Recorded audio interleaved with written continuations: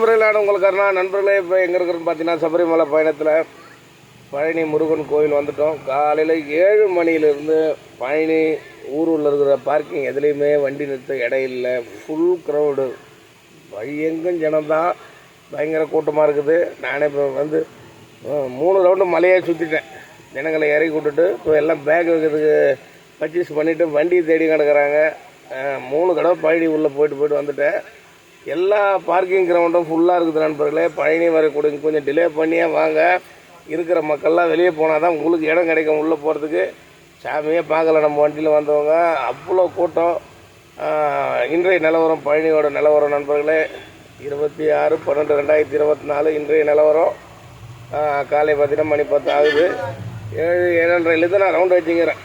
Bypass போத்து, Kodaikanal road போத்து மறுபடியும் பழனி உள்ள வரதுன்னு வரவங்க பார்த்து வாங்க. நன்றி, வணக்கம் நண்பர்களே.